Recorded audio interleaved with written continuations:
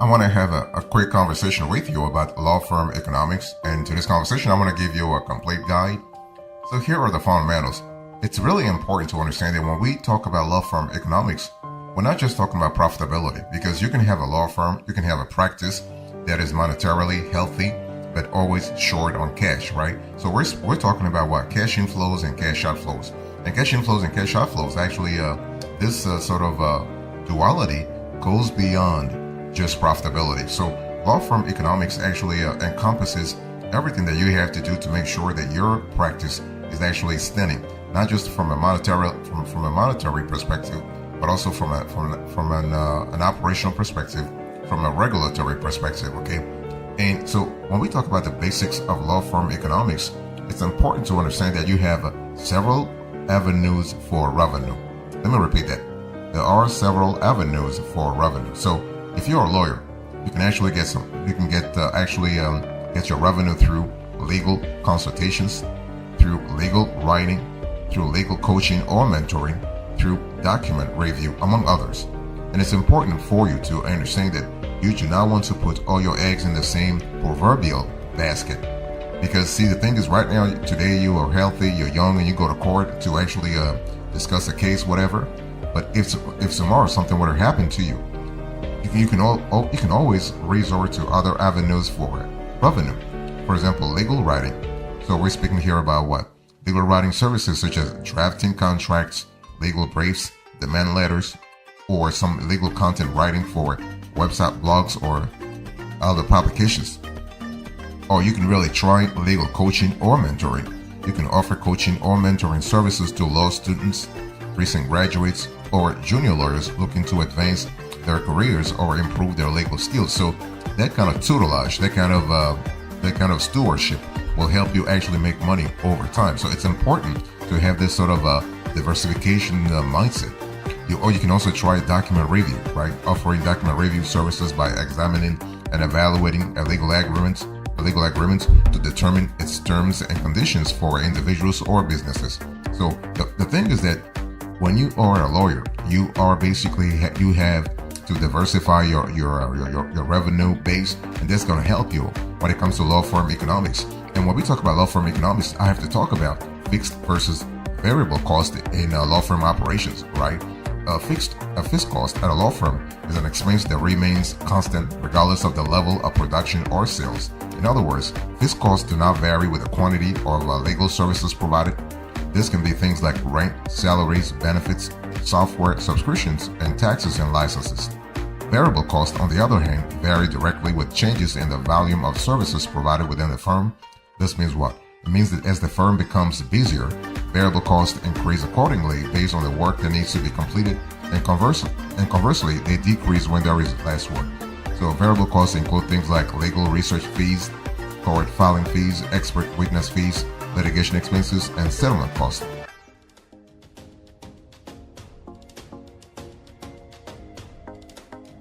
So when we talk about law firm economics, it's important to understand that you have some benchmarking to do, and especially there are profitability metrics and benchmarks for all law firms. It doesn't matter if you are solo, it doesn't matter if you are a small practice, a large practice, or somewhere in between. So measuring profitability is essential for gauging a law firm's financial health, that's for sure. And when we talk about profitability, and I think I was actually alluding to this topic a little earlier when I talked about cash inflows and cash outflows. So key metrics in that regard include profit margins, return on investment, ROI, and key performance indicators, right? The KPI, and those metrics are quintessential for your law firm. So what is a law firm's profit margin? Let's go back to the basics a little bit. So a law firm's profit margin is actually the percentage of revenue that remains as profit after accounting for all costs and expenses associated with running the firm, right? So we're speaking here about what? Salaries, rent, utilities, office supplies, software tools, fees, and marketing. So you have, I'm talking here about the whole operational gamut. So for healthy law firm economics, you'll need to be able to view your financial standing and cash flow easily. We're speaking here again, cash flow, we're speaking about cash inflows and cash outflows. And you actually get this kind of data from a financial report called the Statement of Cash Flows. So it shows you cash flows from operating activities, cash flow from financing activities, and cash flows from investing activities. So you want to adopt a legal accounting software solution that syncs with your legal practice management tool so that you can manage your bank accounts, including trust accounts, manage vendors and expenses, payments, refunds, and accounts receivables, and accounts payables also. And so it's also best to use legal accounting software that can basically generate reports when filing taxes and reviewing your firm's financial standing. And so this helps you make data-informed decisions for firm growth and improving overall efficiencies. And we're talking here about looking at the competitive landscape and actually adopting an operational stance that help you actually be monetarily healthy in the long run. And that's really quite essential. Now, when we talk about measuring your firm's ROI, you really need to understand that measuring the return on investment of your firm's initiatives can include anything from measuring the success of your marketing to evaluating your firm's current processes. You got to ask yourself, like when we talk about the ROI in terms of search engine optimization, for instance, you can think about like your traffic source from Google. How long did the visitors stay on your website? What is the raw traffic versus the raw traffic to the site versus the amount of people booking consultations, right? It's all about people are not just really visiting your website because it's beautiful. No, they have to book consultations. So it's important to think about that. So when we talk about the law firm economics, we got to really learn how to measure your firm's KPIs. But the thing is here that when we talk about firm's KPIs, of course, we are speaking about key performance indicators. The thing here is that regular monitoring and analysis of KPIs can enable your law firm to address challenges and optimize your financial performance proactively. See, the key word here is proactive. See, the whole thing is you're very busy running a firm, very busy going to court, very busy actually booking clients. But you gotta take a step back and have what we call this proactive analysis in terms of KPI. If you're not currently tracking KPIs for your law firm, you want to pick a few from the list I'm going to give you into this conversation, and you want to go from there. And ideally, your law firm software will offer dashboards that help track this for you. Okay, and we have actually covered a whole constellation of law firm software tools on this show. So just go back to our videos and really avail yourself of the knowledge in there. Now, what is a law firm KPI? Let's have a conversation about that. Law firm KPI 101. Now, key performance indicators provide insights into a law firm's financial performance, right? It's all quantitative. Here, we're not speaking about the qualitative aspect of things. We are speaking about the quantitative aspect of your practice. So metrics such as revenue growth, profit per partner, productivity, and client satisfaction ratings are critical for evaluating success. And you got to have that. If you're trying to survive in this very competitive environment, you got to have this sort of benchmarking. So law firm KPIs include financial KPIs, marketing KPIs, client acquisition KPIs, client development KPIs, and client satisfaction KPIs. I want you to remember this quintet, these 5 elements: financial, marketing, client acquisition, client development, and client satisfaction.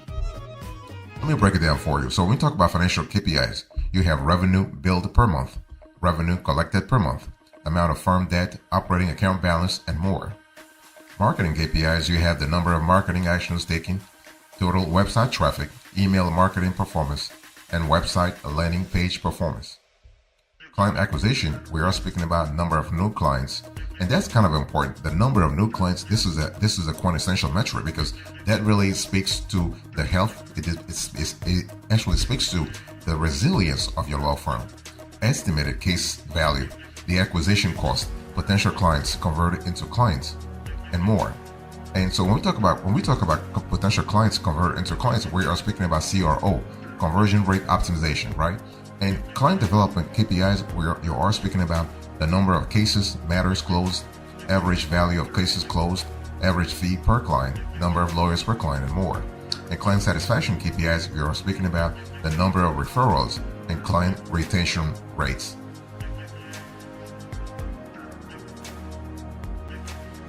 I want to talk to you about the strategy here. When we talk about law firm economics, you got to have a quintessential strategy, and the strategy actually will constitute the fulcrum of your operational efficiency going forward. So there is an impact to really analyze here. The impact of client acquisition and retention on financial performance. And again, and the financial performance I'm speaking of here about will be reflected in your practices for financial statements. So your balance sheet, your statement of cash flow, your income statement, so also called profit and loss, and your statement of owner's equity. So acquiring and retaining clients is kind of crucial for a law firm's financial success. And it doesn't matter the geography, doesn't matter the demographics you're after, doesn't matter the quote unquote niche that you're in, whether you're doing criminal law or you're doing civil law, you're doing family law. You want to have a situation, you want to have a strategy where you need to actually be constantly acquiring and retaining client, not just acquiring client. Because if you acquire clients but you lose them real fast, you are losing a lot of money, because your CPA, your cost per acquisition will be very high.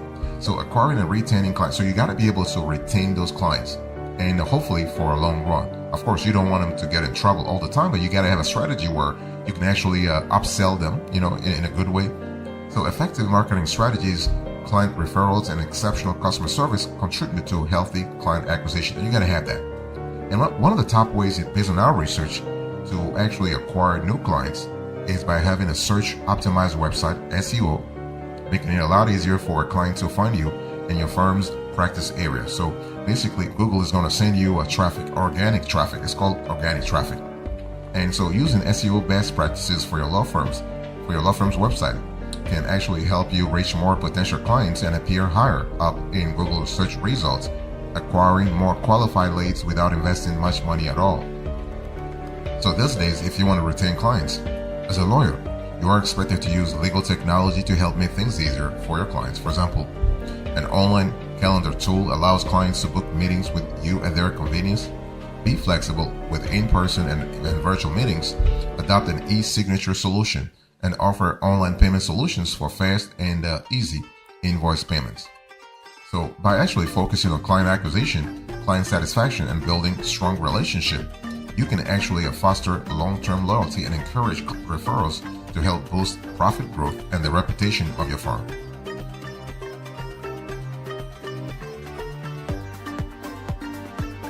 I want to talk to you about the trends here. When we talk about law firm economics, you have to really pay attention to a few quantitative aspects, but also qualitative aspects. So those are the trends, okay? The trends. So in terms of trends in law firm economics, you have emerging models in law firm partnership and compensation. So we are speaking here about things like, you have income sharing, you have a non-equity firm partner. You also have the rise of alternative legal service providers in the industry. I want to first talk to you about the emerging models of law firm partnership and compensation. So you have alternative partnership structures such as non-equity or income sharing arrangements that actually provide more flexibility and reduce the financial risk, and for all parties. Okay, and so what is a non-equity firm partner? A non-equity firm partner is a senior attorney with a partner title but lacks ownership in the firm. So while equity partners invest in the firm and share profits, non-equity partners receive fixed salaries or performance-based compensation instead.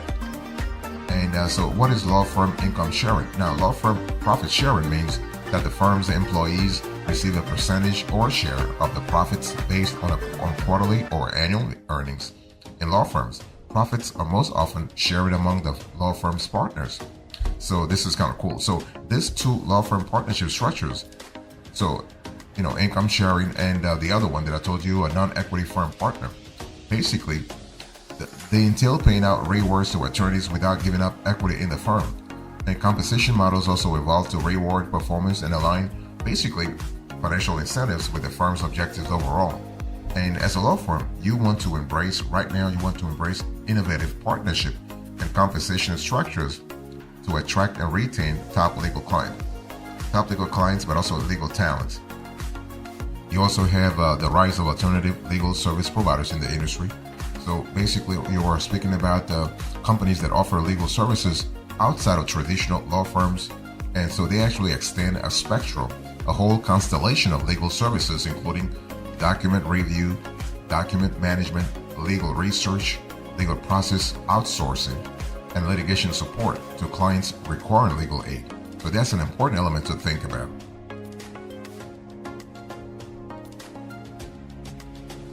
I want to talk to you about the risks here. So when we talk about law firm economics, basically there are some risks that your firm should be aware of and actually be adept at mitigating.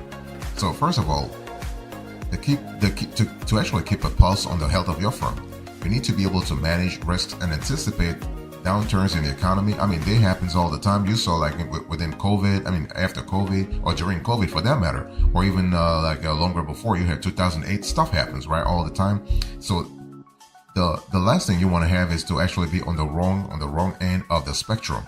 So in today's economic landscape, being prepared for changes in the market can help ensure that your firm can actually make it through tough times or unprecedented events such as COVID, like a global pandemic. And so this is important to really think about that, because those unprecedented events actually have unparalleled impacts on the economy, among other things. So the best way to actually mitigate the financial risks is to be ready for slumps and ensure that you manage your cash flow closely. Again, going back to what I said earlier, when we talk about cash flows, we are speaking about cash inflows and cash outflows. And it's important to really make sure that you understand the equation here. How much cash is coming in, the timing of that cash inflows, and how much cash is going out, the timing of that cash outflow. It's important when we talk about cash inflow and cash outflows. Of course, we are speaking about timing. In other words, the chronology of the cash. We also have to think about the demographics, but also the geography of the cash. Where in the country is your cash coming from? Are you a state practice? Are you a statewide practice? Are you a county-wide practice? Are you a city-wide practice? Or are you a national practice? Where is your cash coming from? Those are important elements for you to have a clear idea about what's really happening. Okay, and so what I want to say here is that you want to stay informed about law firm economic trends and indicators that actually may signal an impending downturn, such as changes in GDP, unemployment rates, consumer spending, and business sentiment.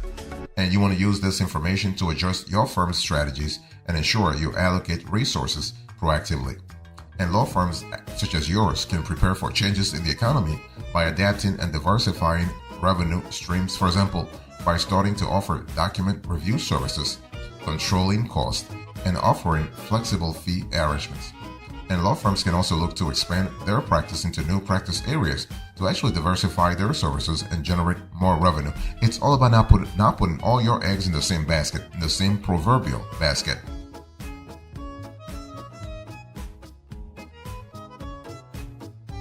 When we talk about law firm economics, it's important to manage cash flow, right?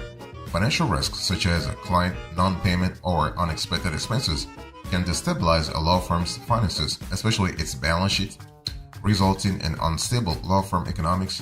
So if you are doing the work and not getting paid or not getting paid on time, you must begin to analyze your current pay structure and process. And that's an important element too, because you got to get paid, right? I mean, you're working hard, you're working really, really hard, you're working your ass off. To put it bluntly, you want to get paid. And so it's important to really understand that you do not want to actually have a lingering issue within your billing process, because a delay in invoicing clients after completing work could be a problem, or when the client is not paying you can be a problem. So that this can affect your cash inflows and cash outflows. And so this delay essentially not only poses an internal inefficiency, but also carries the risk of unpaid invoices. So this is an important element. So basically, our research, among other things, has indicated that the longer an invoice remains outstanding post-case completion, the higher the likelihood it may never be settled. So implementing legal billing software solutions can help automate repetitive legal tasks and keep your firm among others operating efficiently to minimize unrealized billable hours. Additionally, you want to implement a robust risk management practice, such as thorough client vetting with a client intake solution, so that you can manage new clients and more easily and efficiently move them through the funnel to become a paying client. And that's what you got to have anyway. And so maintaining healthy cash flow through proactive invoicing, diligent collections, and effective financial planning is actually vital to your practice's financial stability. So you have to really make sure that you are maintaining your financial health even in challenging times by managing risks and cash flow properly.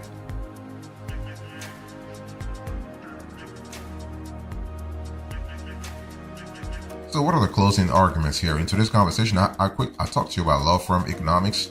I gave you the fundamentals, the strategy, the trends, and the risks.